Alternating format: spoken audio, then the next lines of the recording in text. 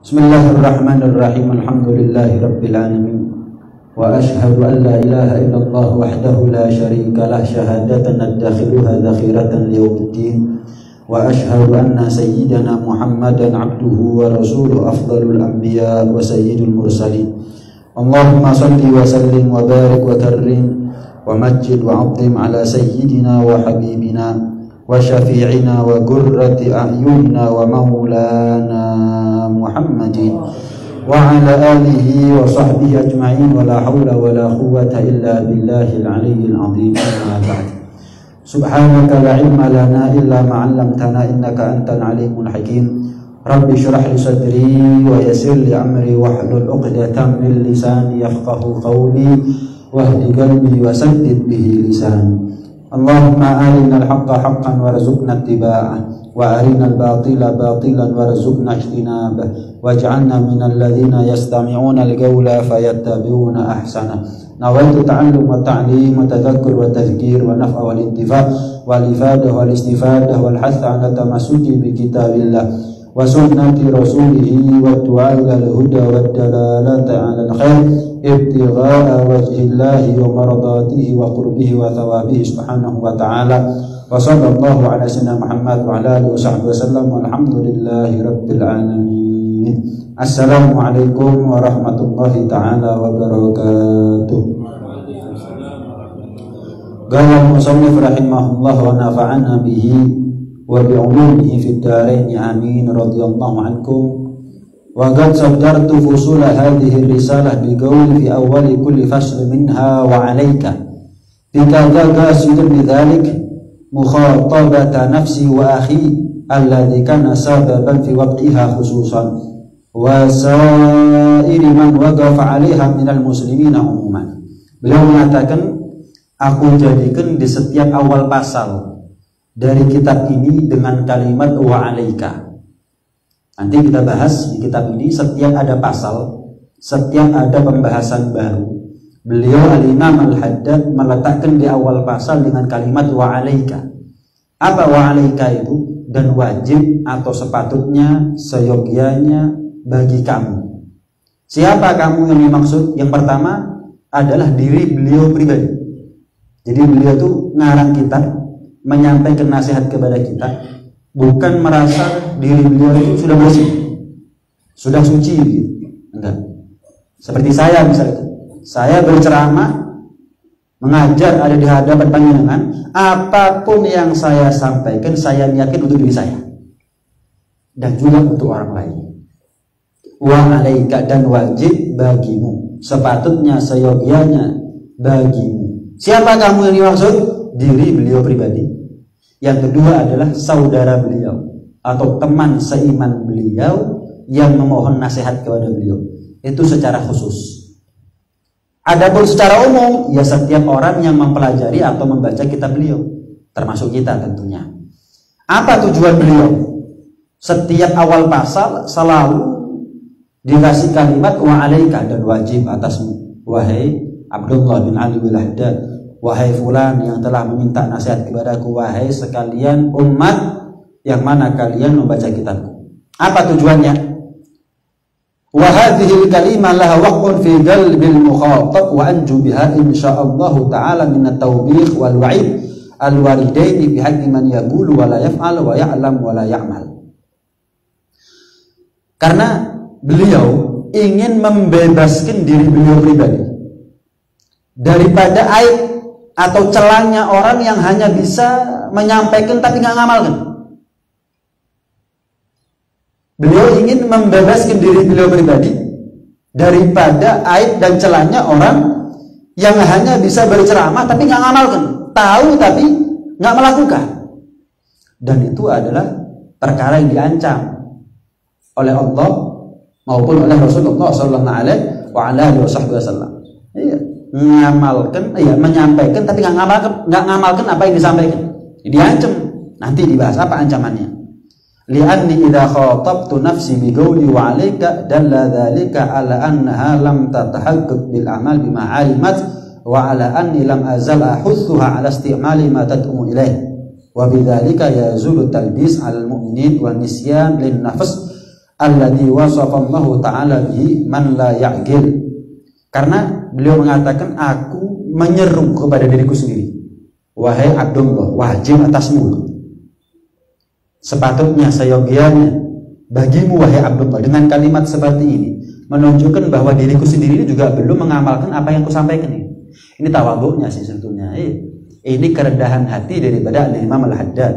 Karena beliau sebetulnya apapun yang beliau sampaikan ada di kitab ini sudah beliau amalkan.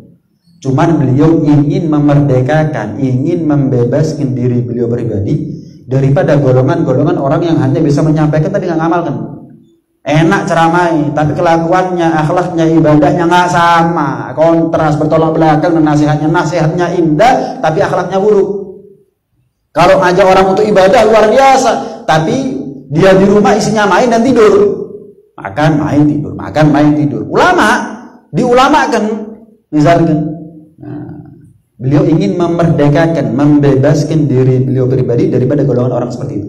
Karena kalau beliau mengatakan, dan wajib bagimu wahai Abdullah, misal saya mengatakan, saya menyeru dan mengajak kepada diri saya pribadi dan kita semuanya, misalkan, berarti kalimat seperti itu menunjukkan bahwa saya sendiri belum mengamalkan apa yang saya ajak kepada Anda. Ayo begini, saya sendiri belum mengamalkan. Kenapa? Karena itu saya menyeru dan mengajak kepada diri saya pribadi. Karena dengan itu saya mengaku bahwa saya mengajak sesuatu kepada Anda yang mana saya belum mengamalkan apa yang saya ajak terhadap perkara tersebut. Yuk, yang ikhlas yuk. Misalnya, saya menyeru kepada diri saya pribadi dan kita semuanya untuk ikhlas. Saya menyeru dan mengajak kepada diri saya pribadi untuk ikhlas. Berarti saya mengaku saya ini belum ikhlas. Cuman saya mengajak diri saya pribadi dan kita semuanya, ayo, kita ini nggak boleh menyerah untuk menjadi pribadi yang mukhlis, untuk menjadi orang yang ikhlas. Itu contohnya. Iya.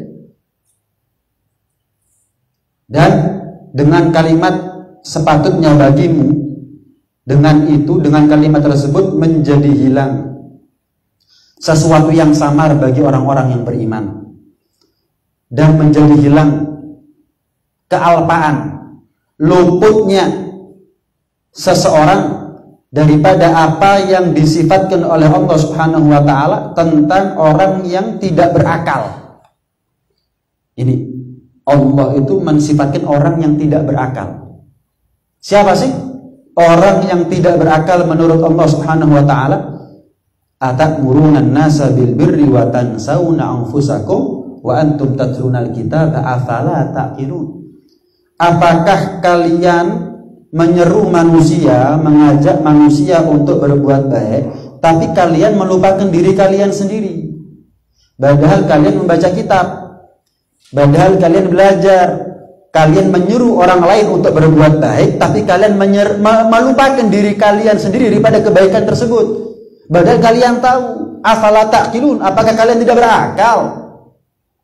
Nah, dengan kalimat dan wajib bagimu, itu berarti telah hilang kesamaran bahwa kita ini termasuk di antara mereka yang hanya bisa ngomong tapi nggak ngamalkan. Kenapa? Loh kan saya mengajak diri saya sendiri juga. Saya kan mengajak diri saya sendiri juga. Wa minal wa'idil warid fi haqqi man yaqulu wa la yaf'al fi qawli Rasulillah sallallahu alaihi wasallam. Termasuk juga daripada ancaman. Yang mana ancaman ini datangnya daripada Rasulullah SAW. Ancaman atas siapa? Atas orang yang hanya mengajak beramar ma'ruf nahi munkar, tapi dia tidak mengamalkan. Dia sendiri tidak melakukan. Apa ancaman Nabi? Diceritakan. Yu'maru bil alim ilan nar. Diperintah seorang alim untuk masuk ke dalam neraka. Fatandaliku aktabu. Disiksa, diadab oleh Allah orang yang alim ini di dalam neraka. Jadi orang alim itu ada resiko masuk neraka bukan karena kebodohannya, tapi karena dia tidak mengamalkan ilmunya. Jelasnya, ada orang yang bodoh masuk neraka, tapi ada orang yang berilmu masuk neraka. Kenapa? Sebab dia tidak mengamalkan ilmunya. Orang yang berilmu tapi nggak ngamalkan ilmu, ya nilainya setara di sisi Allah dengan orang yang nggak punya ilmu. Orang yang nggak punya ilmu, gimana caranya ibadah? Orang kalau nggak punya ilmu, kita sebagai suami, sebagai bapak, ingin membina rumah tangga yang sakinah, mawaddah, warahmah tanpa ilmu agama, gimana caranya? Kita sebagai anak berbakti sama orang tua tanpa ilmu agama, gimana caranya? Amburadul semuanya orang tanpa ilmu agama. Akhirnya tanpa ilmu agama, karena kebodohannya, karena kejahilannya, dia masuk neraka. Ada orang berilmu tapi nggak ngamalkan ilmunya, ya berarti kan nilainya sama dengan orang yang nggak punya ilmu. Jelas ini ya. Nah, disiksa orang ini di dalam neraka, diazab oleh Allah Subhanahu wa taala sampai keluar ususnya. Sampai keluar ususnya. Fayaduru biha finnar kama yadurul himar birraha. Maka dia diseret oleh ususnya sendiri, sebagaimana keledai itu menyeret penggilingan. Orang zaman dulu kalau menggiling sesuatu, giling tepung atau apa, secara tradisional kan pakai sapi dulu. Ya, pakai sapi keliling begitu sampai halus tepung. Nah, ini orang ususnya nyeret dia untuk keliling apa? Keliling neraka. Keliling neraka. Jadi dia kesakitan, ususnya keluar. Ususnya nggak tinggal diem, nyeret dia. Diajak rekreasi keliling neraka sama ususnya. Na'udzubillah min dzalik. Fayajtami alaihi ahlun nar fayaqulun ma balul ab'ad qad adzana ala ma bina. Akhirnya orang-orang penghuni neraka semuanya keheranan. Siapa ini yang menjerit-jerit? Yang teriak histeris, yang menangis merintih ini siapa? Dideketi. Loh, ternyata orang yang pernah dia kenal di atas dunia. Kenapa kamu ini? Kok kamu mendapatkan siksa dari Allah lebih daripada siksanya kami? Kami ini sudah cukup merasa kesakitan dengan siksanya Allah. Lah kok kamu ini mendapatkan siksa dari Allah lebih daripada siksanya kami? Padahal setahu kami, kamu ini pendakwah. Setahu kami, kamu ini ulama. Kamu ini tokoh agama. Lah kok bisa mendapatkan azab di neraka lebih daripada azabnya kami? Kok bisa? Maka dia mengatakan, innal ab'ad kana ya'muru bil khair wa la ya'ti wa yanha 'anil syarri wa ya'ti. Iya, aku dulu itu memerintah dan mengajak kalian untuk berbuat baik, tapi aku tidak mengerjakannya. Dan aku melarang kalian daripada perbuatan mungkar, justru aku yang melanggarnya. Jangan begini ya, di belakang jenengan, na'udzubillah, saya melakukan larangan tersebut. Saya mengajak jenengan, ayo begini ya, di belakang jenengan saya nggak ngamalkan itu. Saya nggak ngamalkan. Wah, ini orang bukan karena kebodohannya, tapi karena dia nggak ngamalkan ilmunya, diadab oleh Allah Subhanahu Wa Taala lebih daripada adabnya orang yang awam. Itu dalam satu riwayat dikatakan fa'alimun bi'ilmihi lam ya'malan mu'adzabun min qabli ubadil wathan. Orang yang berilmu tapi nggak ngamalkan ilmunya, dia akan diadab oleh Allah Subhanahu Wa Taala lebih dulu masuk neraka daripada penyembah berhala sekalipun. Muslim, mungkin umat Nabi Muhammad SAW, alim tapi nggak ngamalkan ilmunya, dibandingkan orang kafir. Ini orang lebih dulu masuk neraka, lebih dulu disiksa oleh Allah, lebih dulu diazab oleh Allah di neraka daripada orang kafir sekalipun. Paham ya? Jadi punya ilmu itu adalah beban. Bebannya apa? Ngamalkan. Sudah pernah saya bahas kan ya? Bukan berarti karena beban ditinggal. Ya enggak sih. Iya, saya mau tanya, apakah uang 10.000 itu mengayakan, membuat kaya seseorang? Apakah uang 100.000 itu membuat kaya seseorang? Apakah uang 1 juta itu membuat kaya seseorang? Enggak. Tapi kalau saya kasih uang 1 juta, mau enggak? Mau nggak? Mau, saya juga mau. Padahal enggak kayak apa, 1 juta, enggak nyugino. Loh enggak, tetap mau. Sama, memang berilmu itu belum tentu menyelamatkan. Tapi jangan ditolak itu ilmu. Buat apa saya berilmu belum tentu selamat? Lah kerja apa kaya? Belum tentu. Lah apa kerja? Itu gambarannya. Nah ya, kita diperintah oleh Allah Subhanahu Wa Taala ibadah. Janjinya Allah, orang yang ibadah dengan ilmu itu akan masuk surga, selesai. Itu janjinya Allah. Kapan kita berilmu, ya wajib kita untuk mengamalkan ilmu. Titik. Berilmu itu kewajiban A, mengamalkan ilmu itu kewajiban B. Berilmu itu kewajiban A, ibadah itu kewajiban B. Gimana caranya kita ibadah kalau kita nggak punya ilmu? Lah kalau kita menjauh dari ilmu, gimana caranya ibadah? Wes mari buyar kabeh. Yang kaya, yang kerja aja belum tentu kaya. Gimana kalau nggak kerja kepingin kaya? Yang berilmu saja belum tentu selamat. Gimana caranya orang yang nggak berilmu kepingin selamat? Apalagi menjauh dari ilmu, tapi kepingin selamat? Nggak mungkin. Jadi masing-masing adalah bentuk kewajiban. Nah, wa qala alaihi salatu wassalam. Begitu juga dengan sabda Rasulullah sallallahu alaihi wasallam. Beliau mengatakan al-alim alladzi ya'lam wa la ya'mal mithlul fatilati tudhi'u linnas wa tahriqu nafsaha. Orang yang berilmu yang mana dia mengetahui sesuatu tapi nggak ngamalkan ilmunya. Dia punya ilmu tapi nggak ngamalkan ilmunya.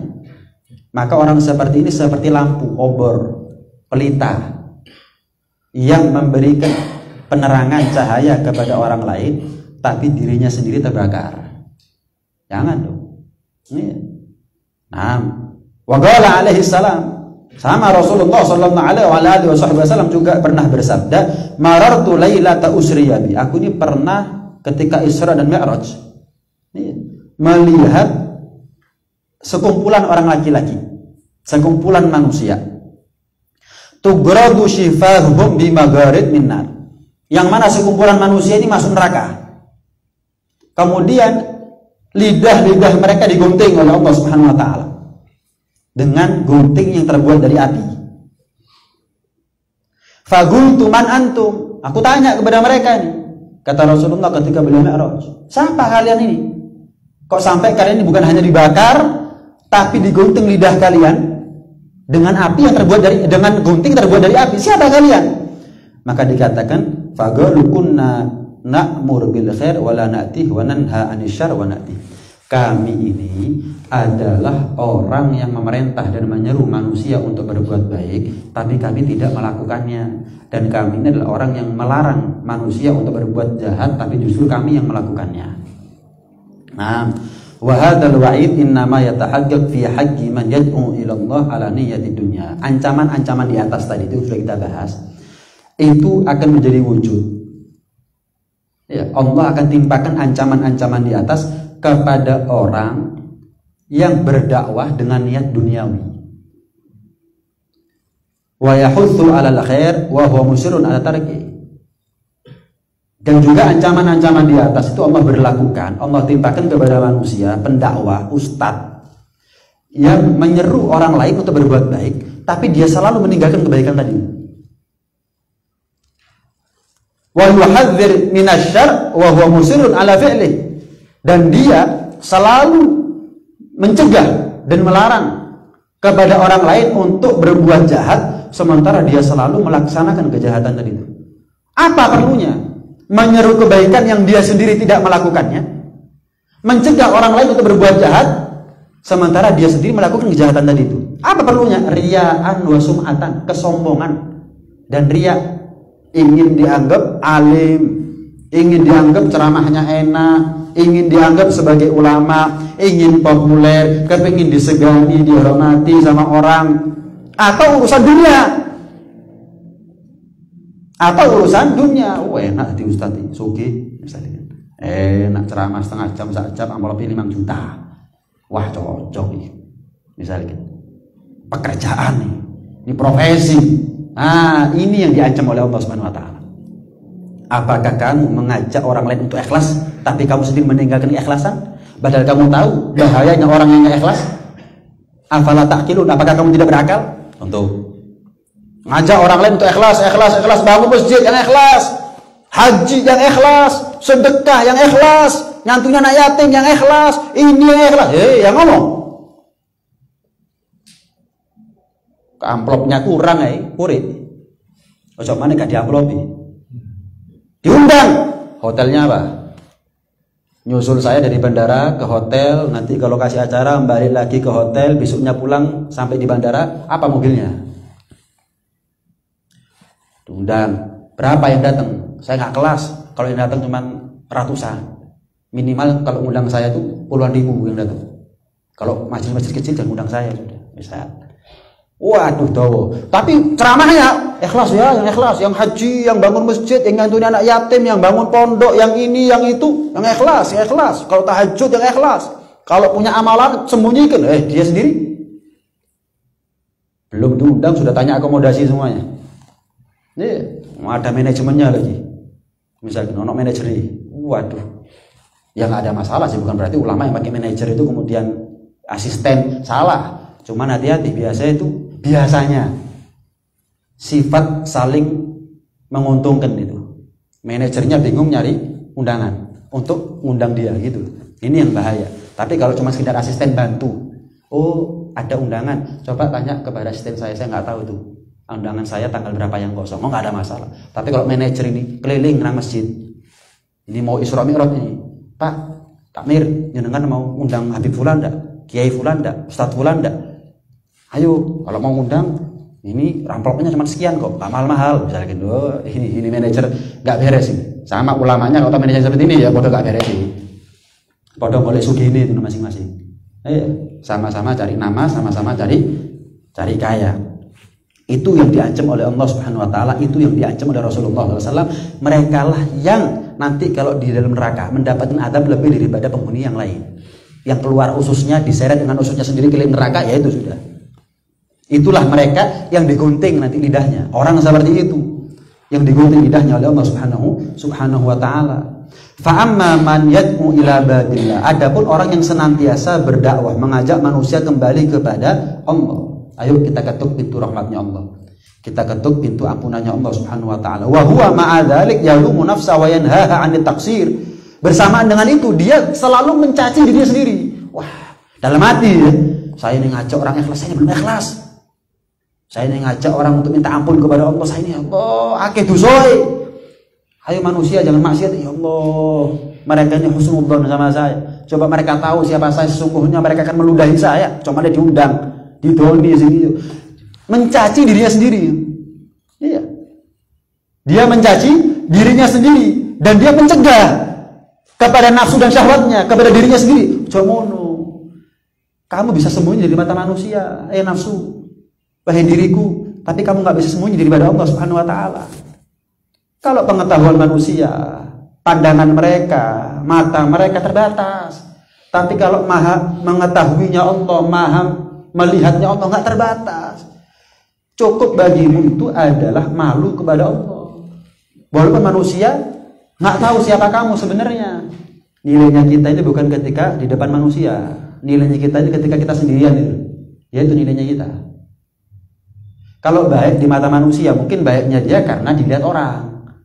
Tapi kalau ketika nggak ada siapa-siapa dia tetap baik, ya itu sudah. Berarti memang baik betulan itu. Asli itu. Saya mau tanya, mobil-mobilan, apa manfaat? Apa kalau dijual mahal? Kalau kita mau ke Pasuruan bisa dipakai tuh mobil-mobilan itu? Nggak kanggu, nggak ada manfaatnya. Kenapa? Tulinan. Mobil beneran. Kalau rumah-rumahan, nggak manfaat, udannya udanan, panasnya kepanasan, jempol tok ya gak melbu gitu loh. Kenapa? Rumah beneran, ulama-ulamaan, tulinan nggak manfaat.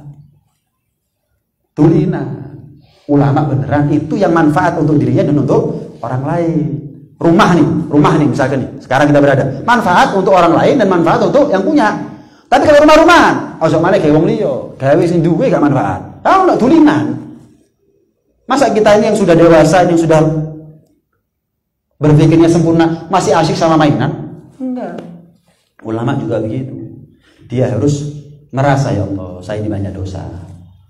Tapi tetap saya harus mengajak orang untuk berbuat baik. Nah, wa yahuthuha 'ala tashmir fan najatu marjuwatun lah. Siapa orang ustadz, dai, habib, kiai, ulama yang selalu berdakwah, tapi dia selalu merasa, ya Allah saya sendiri masih begini loh sebetulnya. Coba orang tahu siapa saya, ya Allah, coba mana diundang, didoni sing iya. Maka orang seperti ini masih ada harapan untuk selamat. Masih ada harapan untuk selamat. Jelas ya? Wa ala kulli hal, walhasil ini. Falladzi ya'lam wa yu'allim wa la ya'mal. Mereka yang berilmu, mengajarkan ilmunya, tapi belum sepenuhnya dia bisa mengamalkan ilmunya. ahsanu halan wa arsyadu tariqatan, itu masih lebih kenceng, masih lebih baik keadaannya. Wa ahmadu akibatan, masih lebih baik akibat yang akan dia terima nanti di akhirat daripada siapa? Minal ladzi la ya'lam wa la yu'allim, daripada sudah nggak ngajar, nggak ngamalkan ilmunya. Panjang ini ya.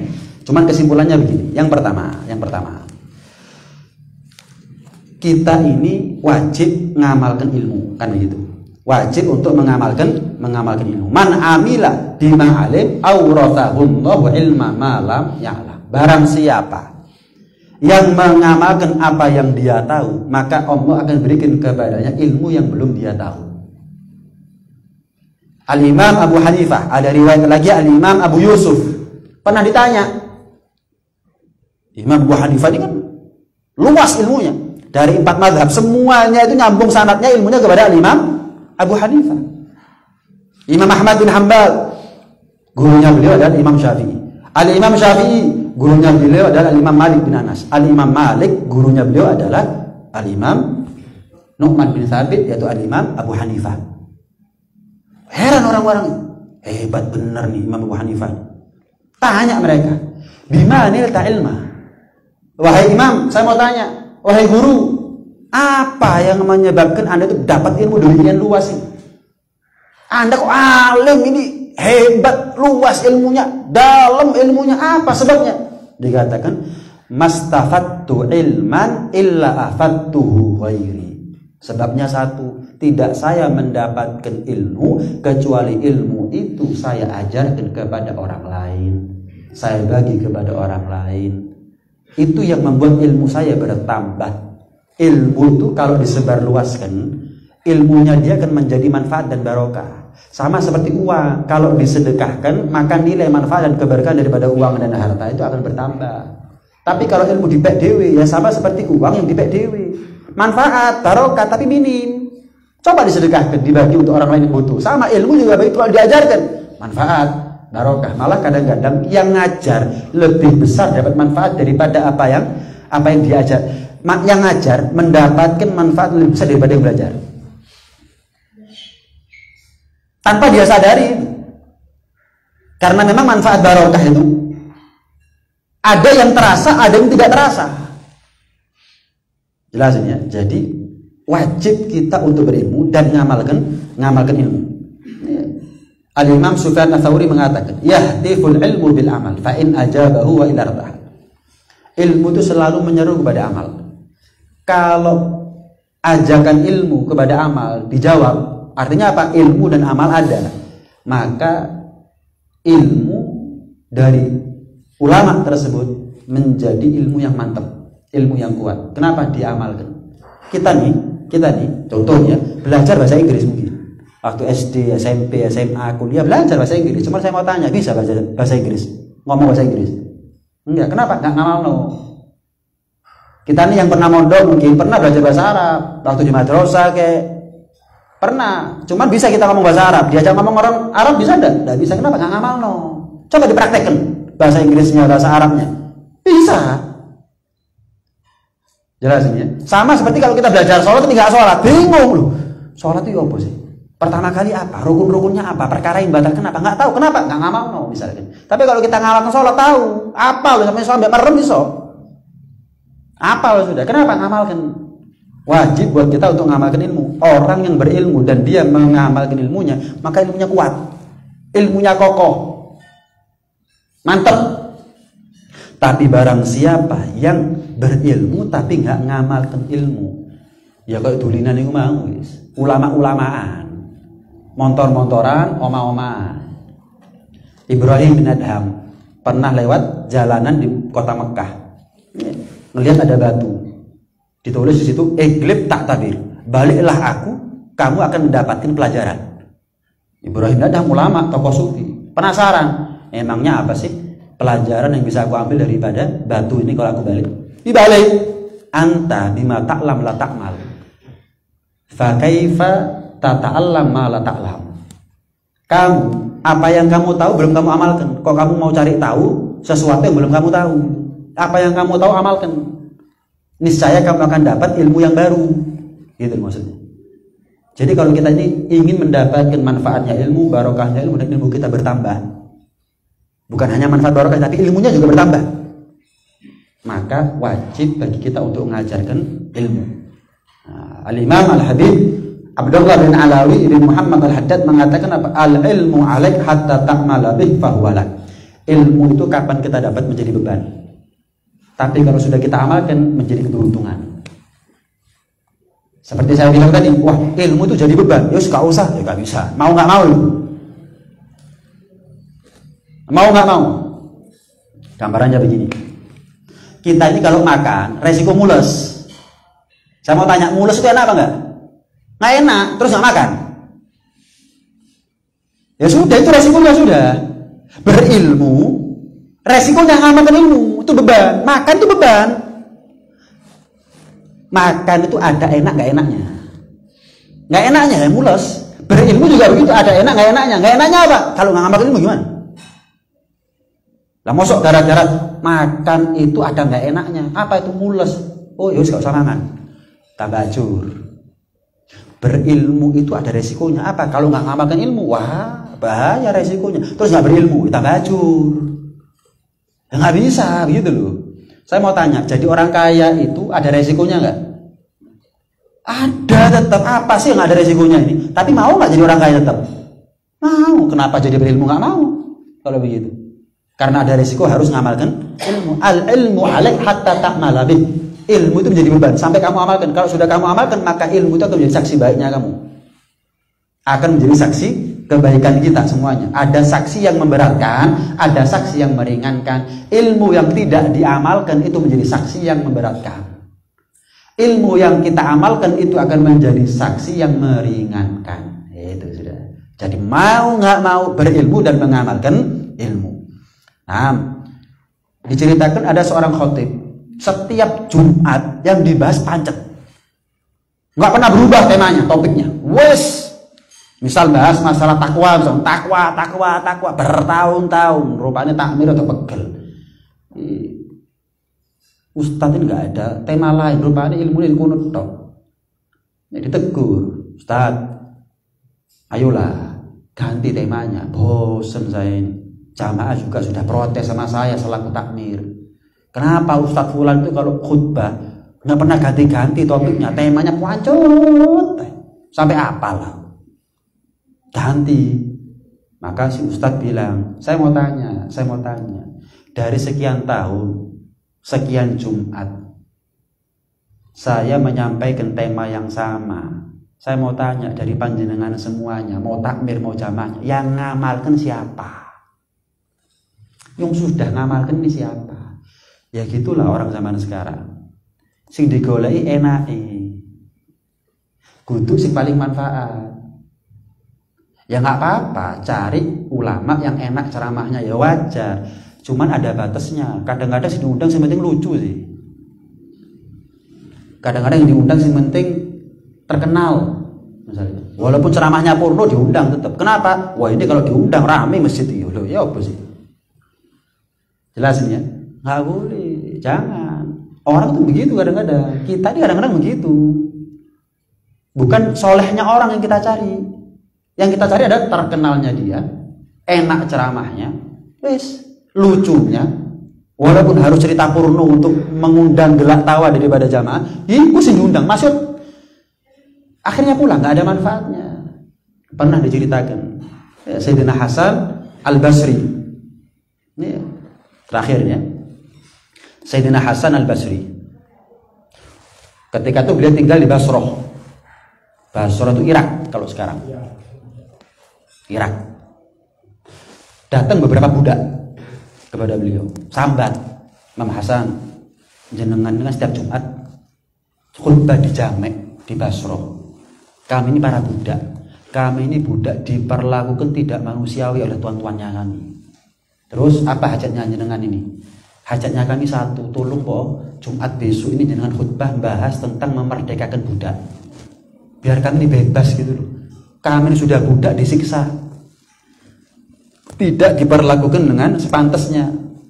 Kami ini manusia walaupun budak, bukan hewan. Ada, bukan robot, ada ada apa namanya batas kemampuannya. Tolong Jumat besok jenengan bawakan materi khutbah tentang fadilahnya, keutamaannya, pahalanya orang yang memerdekakan budak. Ya wis, ketemu Jumat besok nggak dibahas itu Imam Hasan. Jumat kedua nggak dibahas. Jumat itu pegel itu percuma sambat. Disuruh gitu tok nggak disampaikan.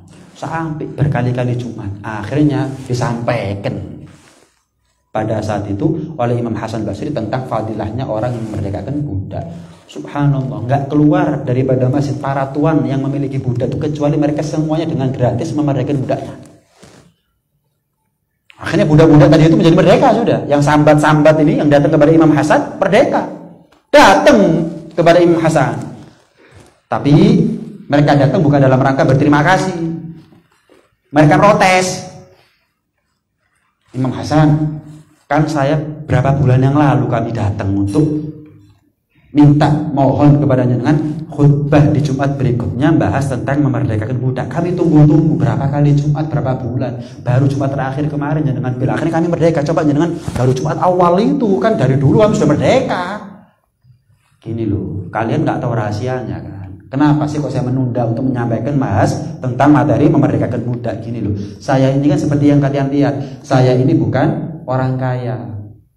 Beli budak itu harganya mahal. Jeneng menungso didol larang. Saya ngumpulkan duit nabung untuk bisa beli budak. Untuk bisa beli budak. Nabung mungkin butuh waktu berapa bulan. Akhirnya terkumpul itu uang, saya beli budak sing murah wis pokoknya tak merdekakno setelah itu. Beli budak murah tak merdekakan sudah. Wis berarti saya sudah ngamalkan ilmu. Baru saya khutbah Jumat terakhir kemarin. Yang membuat tuan-tuan kalian ikhlas memerdekakan kalian ya karena saya ngomong atas apa yang sudah saya amalkan. Coba dari Jumat pertama dulu saya ngomong mungkin belum tentu tuan-tuannya jenengan ini mereka jenengan. Kenapa? Saya ngomong tapi saya belum mengamalkan, nggak manfaat. Aku nabung dhisik, coba aku sugih duwe budak. Kemis tak merdekakno budakku, Jumat saya khutbah insyaallah merdeka sudah kalian. Tapi karena aku nggak punya budak, ya nabung dhisik. Lho, sak minggu, rong minggu, sak ulan, dak ulan. Sampai terkumpul uang, saya beli budak murah-murahan, seperti aku ngamalno ilmu. Ngono ae wis. Baru khutbah Jumat terakhir kemarin saya nyampaikan, makanya tergerak hatinya tuan-tuan kalian untuk merdekakan kalian. Kenapa? Saya ngamalkan ilmu yang sudah saya menyampaikan ilmu yang sudah saya amalkan gitu. Manfaat barokah tergantung pengamalannya. Seperti yang saya bahas tadi itu, bahasa Inggris, bahasa Arab itu manfaat kalau kita amal. Itu contoh sederhananya begitu sudah.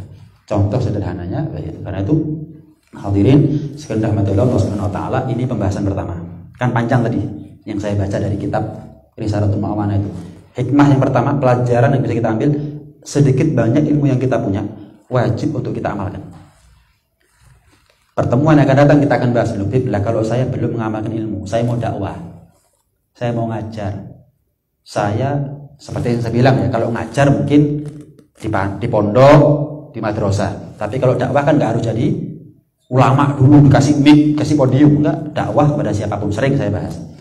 Saya belum mengamalkan ilmu, boleh nggak saya terjun dalam bidang dakwah? Delok konco, ayo sholat, pakai jilbabnya kamu.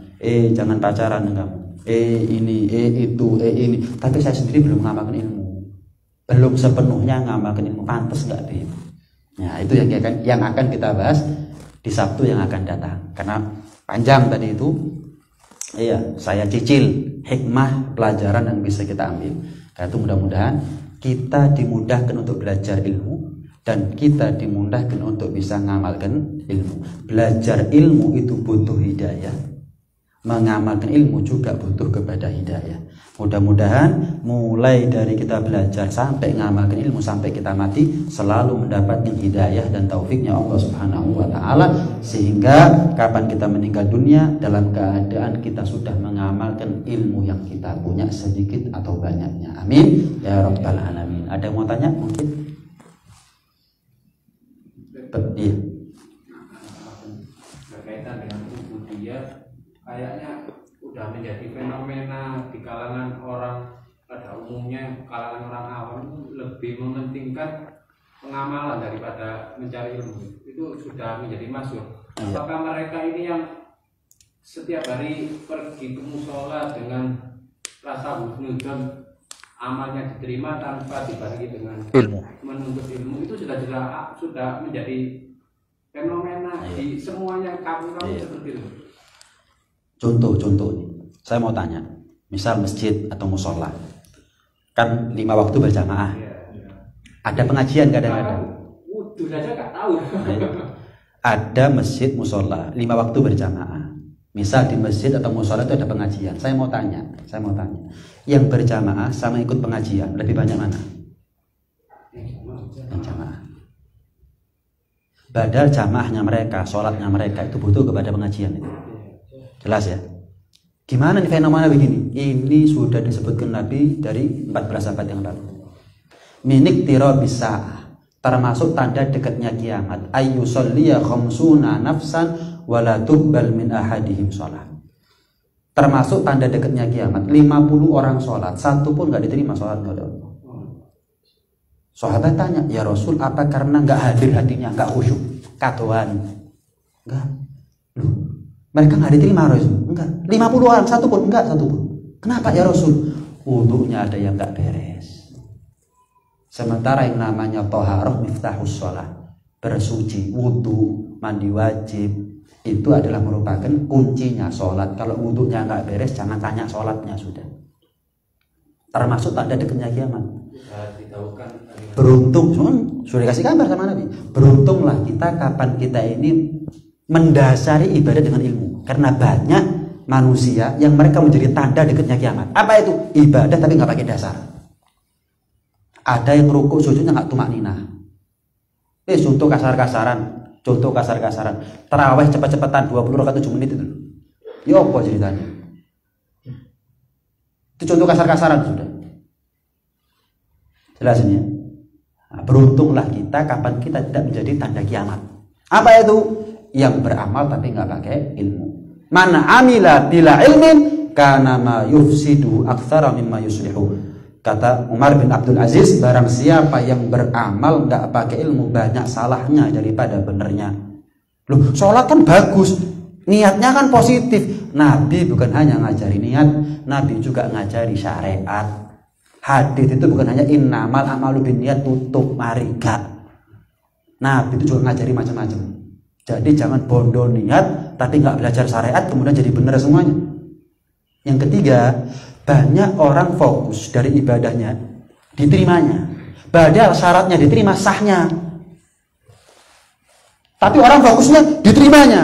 Loh, dia lupa syaratnya diterima ibadah adalah sahnya. Lah kalau dia nggak peduli sama sahnya, coba kok terima wis.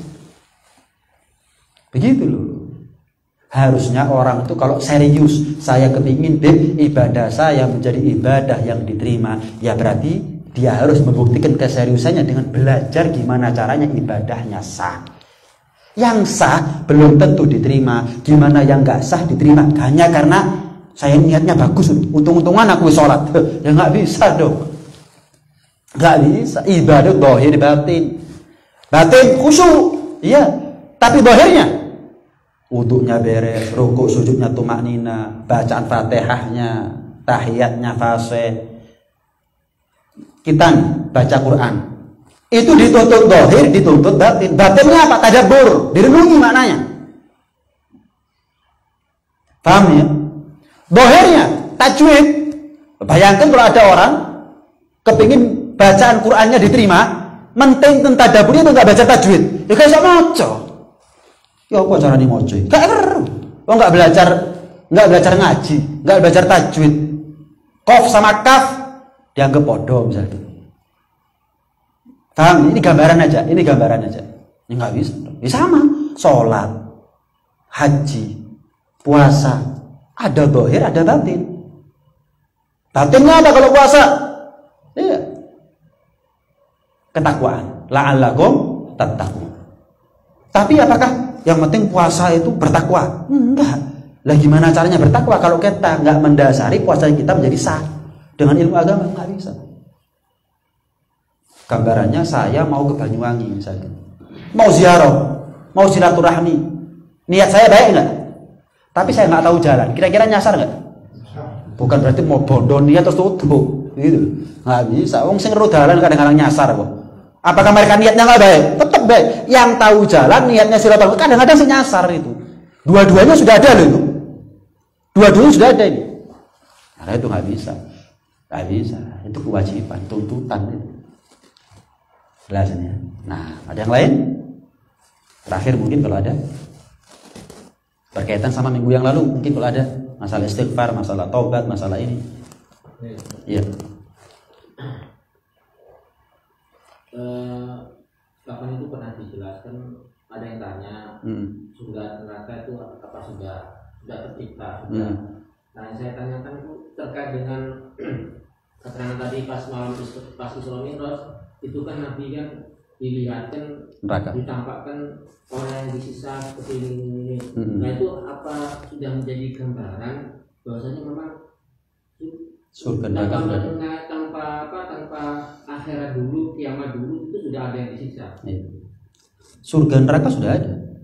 Itu makhluk yang sudah diciptakan oleh Allah. Dan dalilnya nas Al-Quran. Wa uzlifatil jannatu lil muttaqin contohnya. Dan disediakan, uzlifat itu fi'il madhi. Fi'il madhi itu kata kerja lampau. Dan Allah yang berfirman. Kalau Allah kan nggak mungkin keliru kalamnya. Jelasinnya. Ketika Allah mengatakan telah tercipta, telah tersedia yang namanya surga bagi mereka yang bertakwa.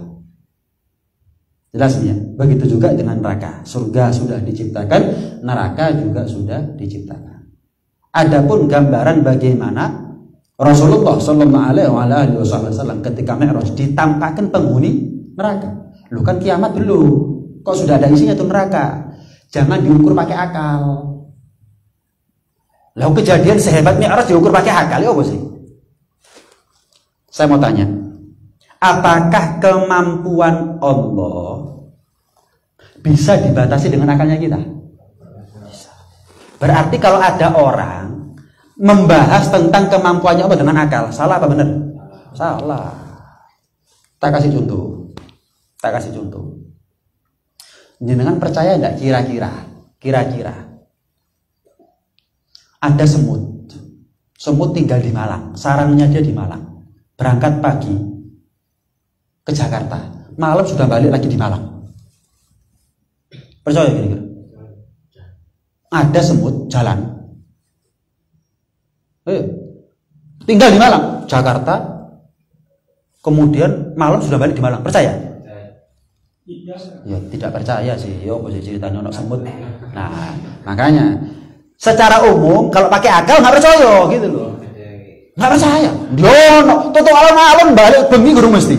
Kok tutup Jakarta mana tutup? Nggak mungkin. Tapi kalau semut tuh ngomong misal sama semut yang lain, loh saya ini berangkat bukan atas dasar kemampuan saya, buntut. Loh kok bisa? Ada Fahmi dari Malang mau ke Jakarta. Saya kebetulan ada di kesaknya, di kantongnya. Yes. Berangkat jam 7, sampai sana jam 8, jam 12 pulang, oh alah, buntut. Iya, sama. Saya mau tanya, Rasulullah Mi'raj dan mengalami segala kejadian di dalam Mi'raj, apakah beliau berangkat atas dasar keinginan beliau pribadi ataukah atas dasar kemampuannya Allah? Kemampuannya Allah.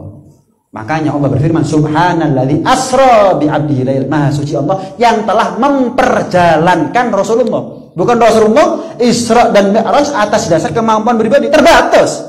Nggak mungkin dari Mekah ya ke Masjidil Aqsa naik ke langit pertama hanya sebagian malam tuh nggak mungkin kalau mengandalkan kemampuan pribadi. Tapi kalau mengandalkan kemampuannya Allah, ayo siapa yang berani ngomong nggak mungkin gitu? Ya apa sih? Kemampuannya Allah nggak mungkin. Jadi ada yang sesuatu yang nggak masuk akal, ada yang memang akalnya nggak masuk. Gitu loh. Beda ya. Ajaib, mukjizat itu nggak masuk akal.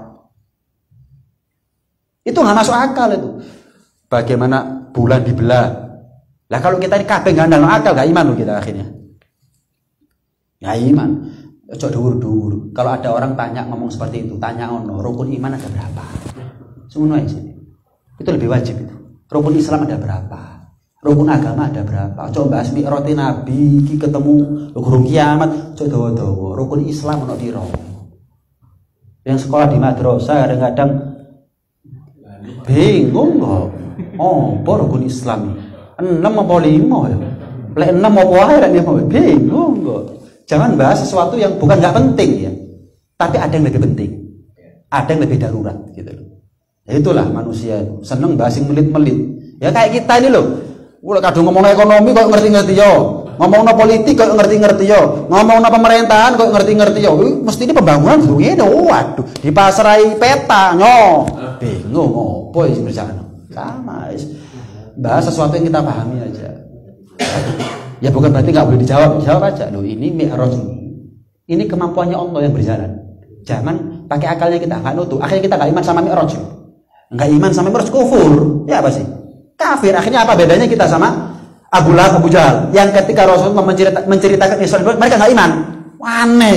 Cerita langit, Muhammad cerita langit. Lah kalau ada orang yang nggak iman, ya sama dia. Terlalu banyak urusan agama yang nggak masuk akal, terlalu banyak. Akhirnya nggak iman. Karena memang iman tempatnya bukan di akal. Iman itu tempatnya di hati. Lah kalau hati jangan pakai akal. Jangan diukur pakai akal. Jawab. Itu jawaban pertama. Jawaban kedua, rukun Islam ono piro? Semuanya guys. Untukmu bener bukan? Itu gambarannya sudah. Itu gambarannya sudah. Jangan bicarakan macam-macam terlalu tinggi, tapi kita yang remeh-remeh ya gak ero bisa. Itulah kelemahan orang zaman sekarang. Ngaji ra tahu tapi kapan ero didik langsung. Aneh. Pakai akal. Wallahu a'lam. Mudah-mudahan kita dikasih iman yang kuat oleh Allah Subhanahu wa taala, meninggal bawa Islam, meninggal husnul khatimah. Amin ya rabbal alamin. Rabbana anfa'na bima